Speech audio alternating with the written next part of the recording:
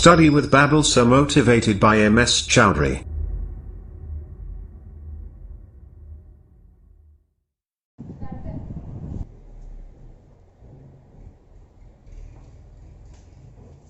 Hello friends, मैं नीलम चौधरी आज एक बार फिर से आपका अपने YouTube channel study with Babusar में आपका स्वागत करती हूँ। तो अपन पढ़ रहे थे 10th क्लास की साइंस और इसमें अपन पढ़ रहे थे चैप्टर नंबर 6 रासायनिक अभिक्रिया एवं उत्प्रेरक। उसमें से अपनी आज लास्ट क्लास होगी, बाकी अपने सारा कुछ पढ़ ही लिया।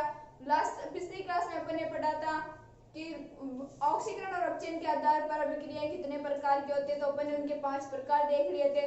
फिर अपन ने उदासीनीकरण अभिक्रिया देखी थी। आज अपन पढ़ेंगे उत्प्रेरक। उत्प्रेरक क्या होते हैं, कितने प्रकार के होते हैं और उनके गुण। तो अपन सबसे पहले देखते हैं उत्प्रेरक।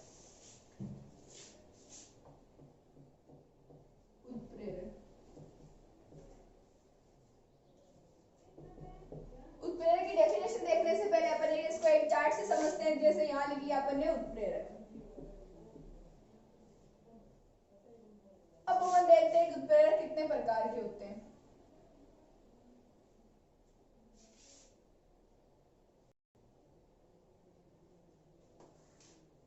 अब लिख लिया अपन ने 2 प्रकार बना लिए इसके उत्प्रेरक के। एक तो होता है क्रिया के आधार पर और एक होता है अवस्था के आधार पर। क्रिया के आधार पर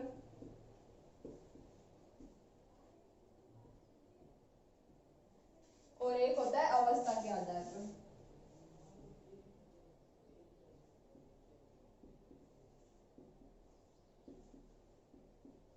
अवस्था के आधार पर उत्प्रेरक होते हैं 2 प्रकार के।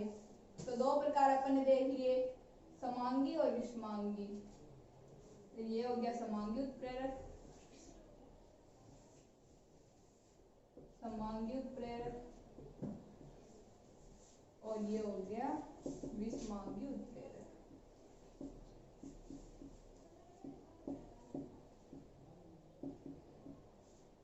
फिर अपन देखते हैं क्रिया के आधार पर। तो क्रिया के आधार पर उत्प्रेरक 4 प्रकार के होते हैं।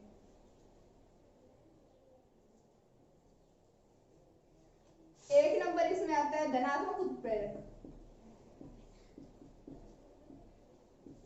धनात्मक उत्प्रेरक। फिर इसमें सेकंड पॉइंट आता है ऋणात्मक उत्प्रेरक।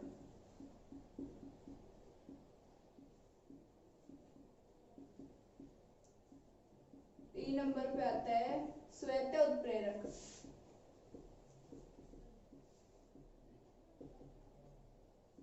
और लास्ट पॉइंट होता है इसका जैव उत्प्रेरक।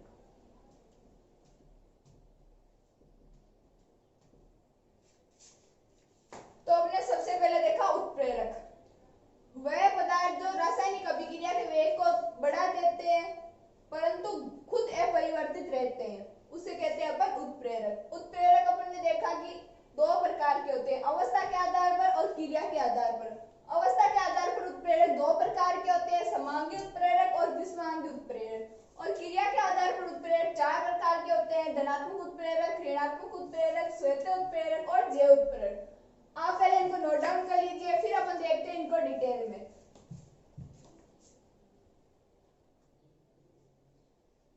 अब अपन देखते हैं उत्प्रेरक की डेफिनेशन। वह पदार्थ रासायनिक अभिक्रिया के वेग को बढ़ा देते हैं परंतु स्वयं अपरिवर्तित रहते हैं, उसे अपन उत्प्रेरक कहते हैं। वह पदार्थ जो रासायनिक अभिक्रिया के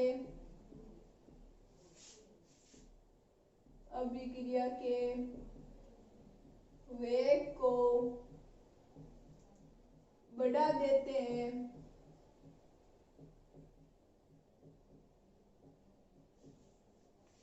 परंतु स्वयं अपरिवर्तित रहते हैं,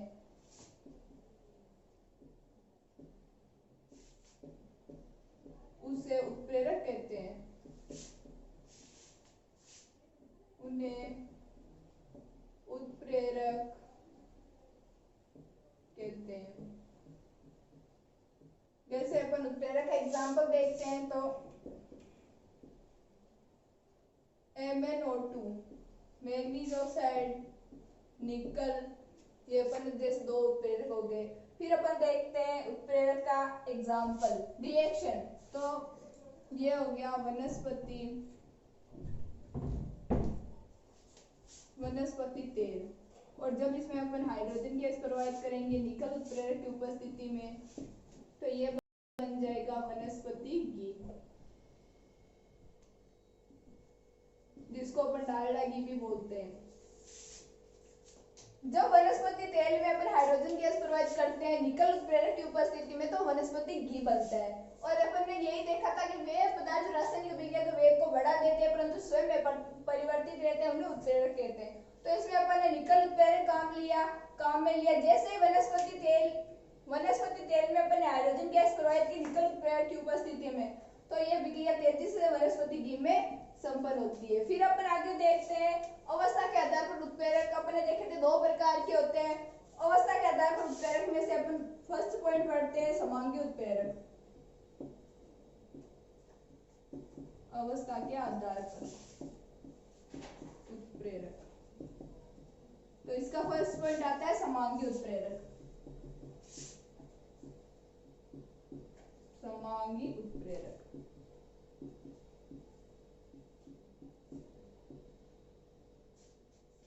वह रासायनिक अभिक्रिया जिसमें अभिकारक उत्पाद और उत्प्रेरक की भौतिक अवस्था समान होती है, उसे अपन समांगी उत्प्रेरक कहते हैं। तो अपन देखते हैं इसकी डेफिनेशन।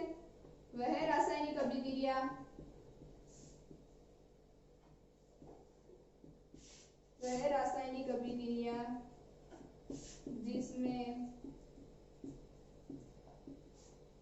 जिसमें उपस्थित अभिकारक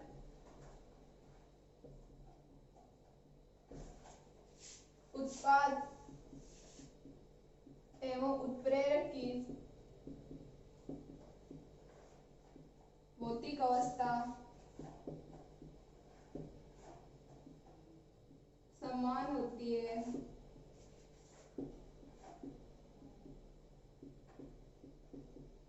उसे समांगी उत्प्रेरक कहते हैं। उसे समांगी उत्प्रेरक कहते हैं।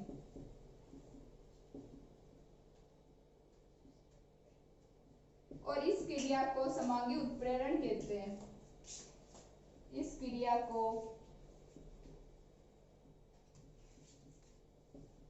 समांगी उत्प्रेरण कहते हैं।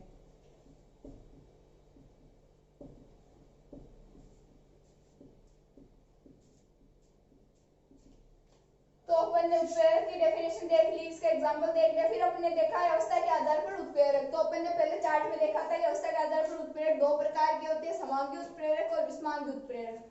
समांगी उत्प्रेरक में क्या होता है, वह रासायनिक अभिक्रिया जिसमें उपस्थित अभिकारक उत्पाद एवं उत्प्रेरक की भौतिक अवस्था समान होती है।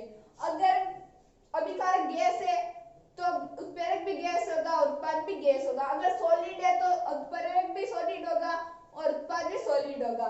तो अपन इस क्रिया को समांगी उत्प्रेरण कहते हैं। आप एक बार इसको नोट डाउन कर लीजिए। फिर अपन देखते हैं समांगी अभिक्रिया का एग्जांपल। अब अपन देखते हैं समांगी उत्प्रेरक की रिएक्शन।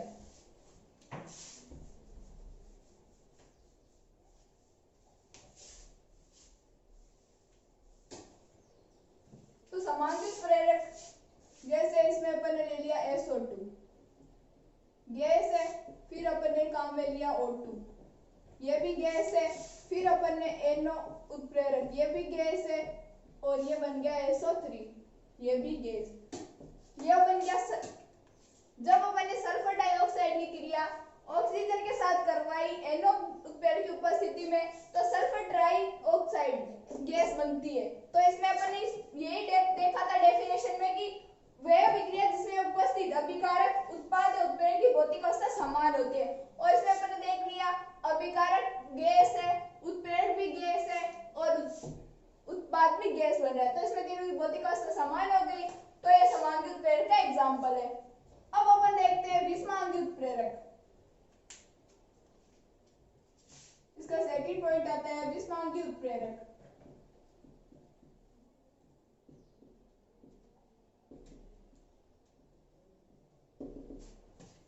वह रासायनिक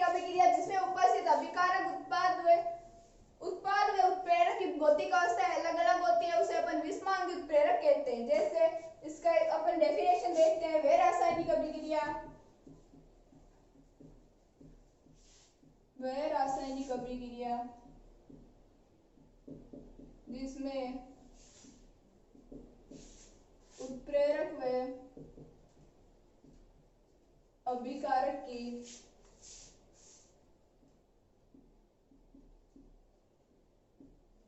भौतिक अवस्था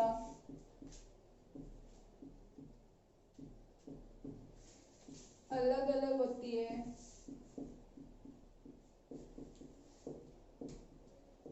उसे विषमांगी उत्प्रेरक कहते हैं।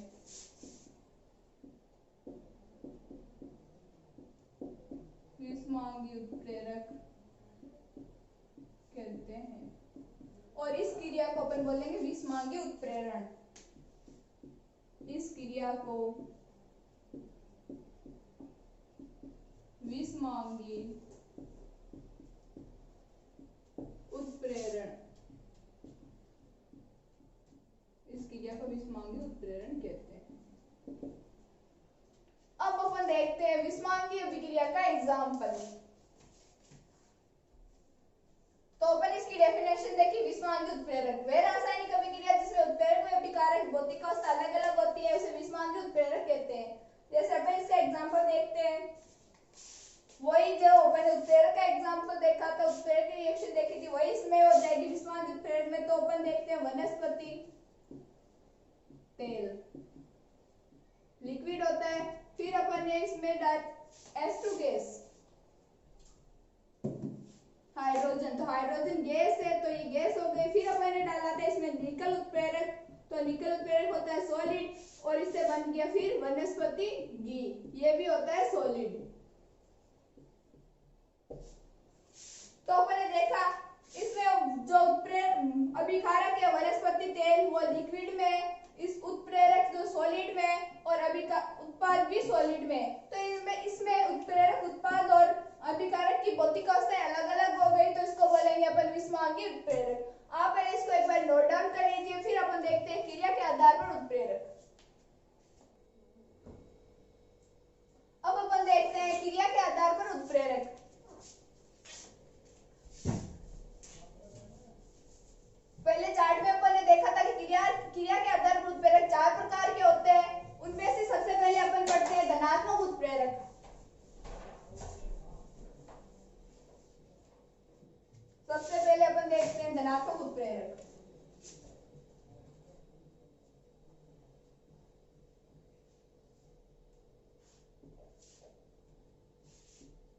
क्रिया के आधार पर उत्प्रेरक, इसका फर्स्ट पॉइंट आता है धनात्मक उत्प्रेरक।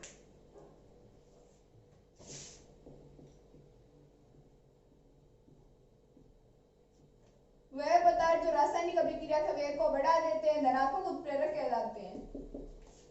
तो अपन लिखते हैं इसकी डेफिनेशन, वह पदार्थ जो रासायनिक अभिक्रिया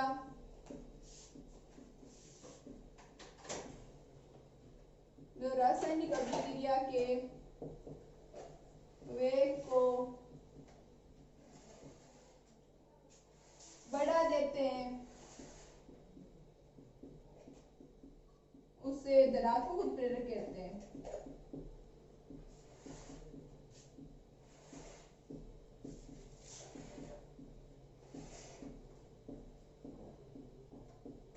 उसे धनात्मक उत्प्रेरक कहते हैं। फिर अपन इसके बाद में देखेंगे ऋणात्मक उत्प्रेरक, फिर देखेंगे अपन स्वेत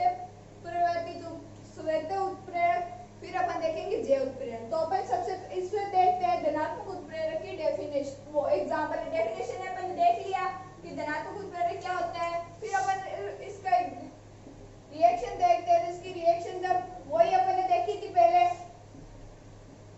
ये रिएक्शन धनात्मक उत्प्रेरक में भी आप लिख सकते हो। जब SO2 की क्रिया O2 के साथ NO उत्प्रेरक की उपस्थिति में करवाते हैं तो SO3, ये जो अभिकारक होता है NO, ये रासायनिक अभिक्रिया के वेग को बढ़ा देता है, इसलिए अपन इसको धनात्मक उत्प्रेरक कहते हैं। अब अपन देखते हैं ऋणात्मक उत्प्रेरक।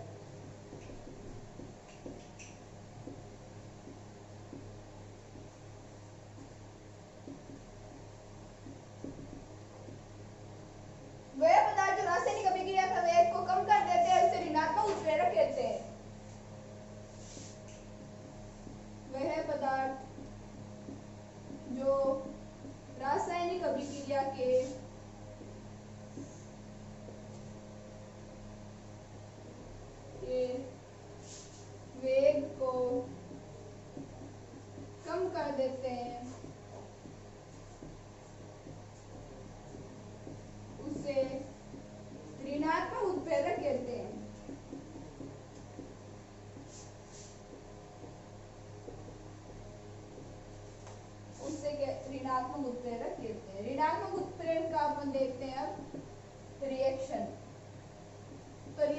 उत्प्रेरक में अपन ने ले लिया H2O2। जब H2O2 की क्रिया अपन गिल्स रोल उत्प्रेरक उपस्थिति में करवाते हैं तो ये बनता है H2O जल और ये बनता है ऑक्सीजन गैस बाहर निकलती है। वे पदार्थ रासायनिक अभिक्रिया के वेग को कम कर देते हैं उसे ऋणात्मक उत्प्रेरक कहते हैं। ऋणात्मक उत्प्रेरक की रिएक्शन अपन ने देख ली। जब H2O2 की क्रिया गिल्सरोल उत्प्रेरक की उपस्थिति में करवाते हैं तो जल और ऑक्सीजन गैस बाहर निकलती है। आप पहले इसको नोट डाउन कर लीजिए, फिर अपन देखते हैं आगे।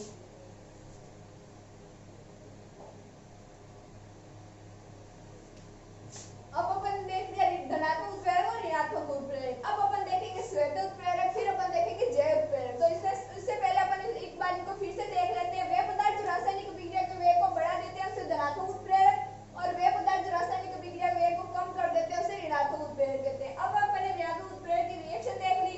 H2O2 को अपन बोलते हैं हाइड्रोजन पेरोक्साइड। फिर अब जब H2O2 की क्रिया गिल्सरोल उत्प्रेरक की उपस्थिति में करवाते हैं तो जल और ऑक्सीजन गैस बाहर निकलती है। अब अपन देखते हैं श्वेत उत्प्रेरक।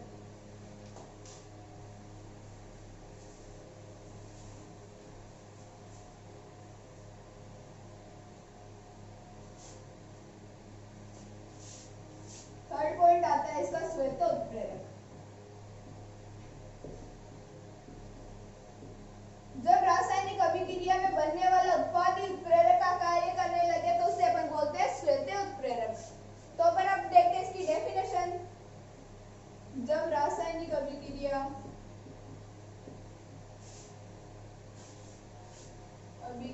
में बनने वाला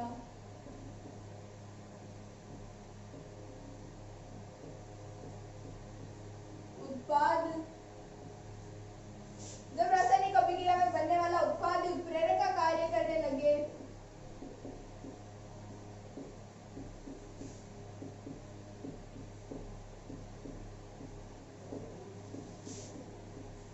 तो उस उत्पाद को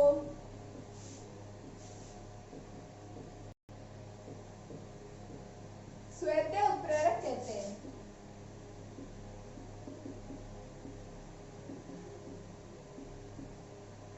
अब अपन देखते हैं श्वेत उत्प्रेरक की रिएक्शन। जब रासायनिक अभिक्रिया में बनने वाला उत्पाद उत्प्रेरक का कार्य करने लगे तो उस उत्पाद को अपन श्वेत उत्प्रेरक कहते हैं। अब अपन देखते हैं श्वेत उत्प्रेरक की रिएक्शन।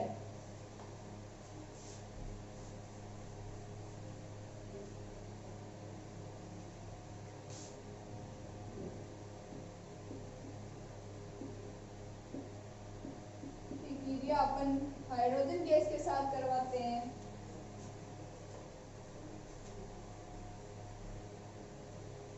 हाइड्रोजन जल के साथ करवाते हैं तो ये बनता है CH3COH एसिटिक अम्ल और ये बनता है C2H5OH एथेनॉल।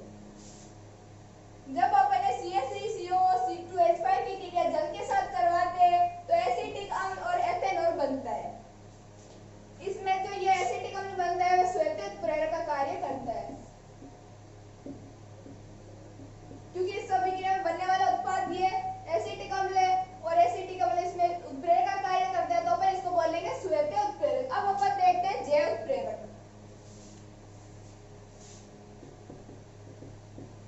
जैव उत्प्रेरक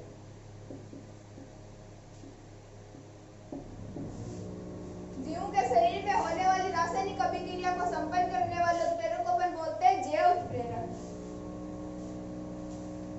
जीवों के शरीर में संपन्न होने वाली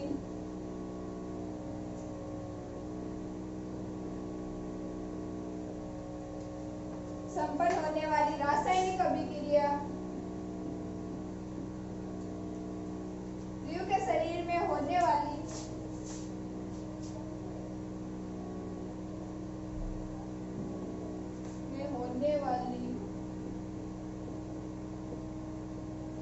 रासायनिक अभिक्रिया को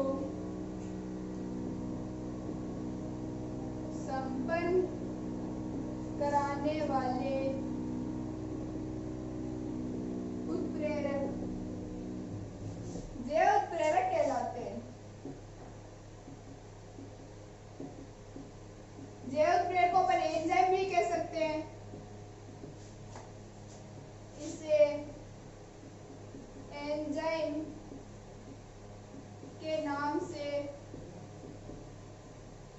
जाना जाता है।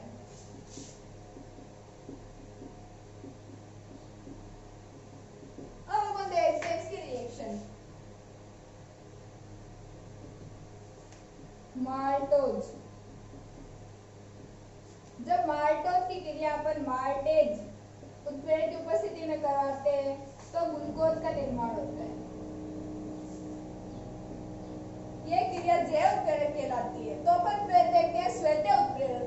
जब रासायनिक अभिक्रिया में बनने वाला उत्पाद ही उत्प्रेरक का कार्य करने लगे तो उससे अपन बोलते हैं श्वेतीय उत्प्रेरक। और अपन ने इसमें देखा कि जो ये उत्पाद एसिटिक अम्ल है यह श्वेतीय उत्प्रेरक का कार्य करता है। फिर अपन ने देखा जैव उत्प्रेरक।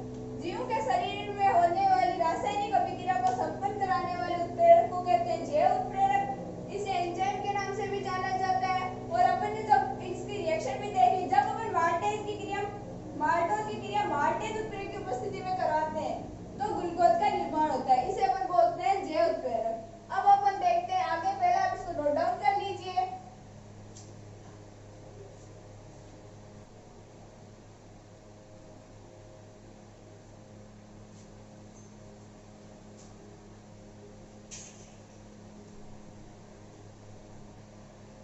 अब अपन बढ़ते हैं उत्प्रेरक की क्रियाशीलता को प्रभावित करने वाले कारक। कुछ ऐसे कारक होते हैं जो उत्प्रेरक की क्रियाशीलता को भी प्रभावित करते हैं। तो वो होते हैं दो प्रकार के, उत्प्रेरक वर्धक और उत्प्रेरक विष। उत्प्रेरक वर्धक जो होते हैं वो उत्प्रेरक की क्रियाशीलता को बढ़ा देते हैं और जो उत्प्रेरक विष होते हैं वो उत्प्रेरक की क्रियाशीलता को कम कर देते हैं। वह पदार्थ जिनको रासायनिक अभिक्रिया में मिलाने पर उत्प्रेरक की क्रियाशीलता को बढ़ा देते हैं उसे अपन उत्प्रेरक वर्धक कहते हैं।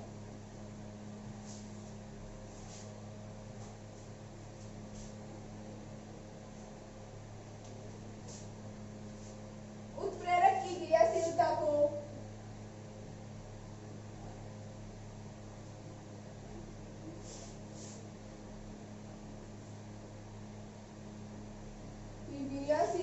प्रभावित करने वाले कारक।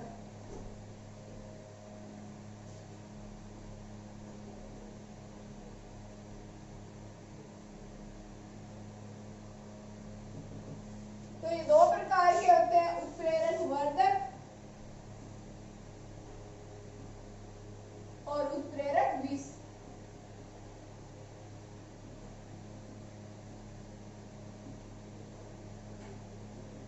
अब अपन बढ़ते हैं उत्प्रेरक वर्धक।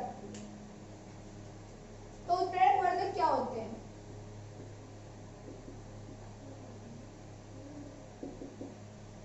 वह पदार्थ जिनको रासायनिक अभिक्रिया में मिलाने पर उत्प्रेरक के वेग को बढ़ा देते हैं उसे अपन उत्प्रेरक वर्धक कहते हैं। वह पदार्थ जिन्हें रासायनिक अभिक्रिया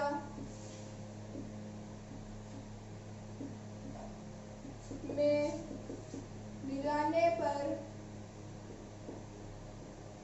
वह पदार्थ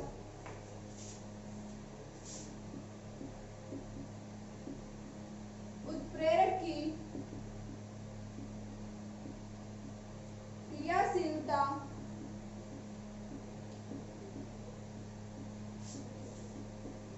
बढ़ा देते हैं, उन्हें अपन उत्प्रेरक वर्धक कहते हैं।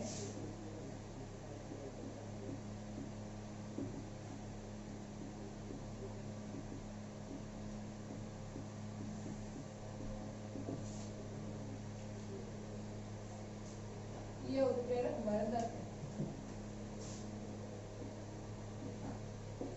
उत्प्रेरक वर्धक में भी अपन वो रिएक्शन काम में ले सकते हैं, रासायनिक वनस्पति तेल वाली। तो जब अपन ने ये रिएक्शन 2-3 बार पहले भी देखी, वनस्पति तेल की क्रिया हाइड्रोजन गैस के साथ निकल उत्प्रेरक की उपस्थिति में करवाते हैं तो वनस्पति घी बनता है।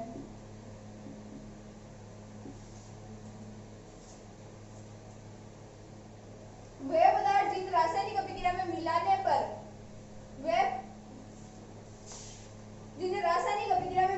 पर वह पदार्थ उत्प्रेरक की क्रियाशीलता को बढ़ा देते हैं, उन्हें उत्प्रेरक वर्धक कहते हैं। जैसे ये बने वनस्पति तेल में हाइड्रोजन गैस प्रवाहित की निकल उत्प्रेरक की उपस्थिति में तो जल्दी से वनस्पति घी का निर्माण होता है। अब अपन देखते हैं उत्प्रेरक विष।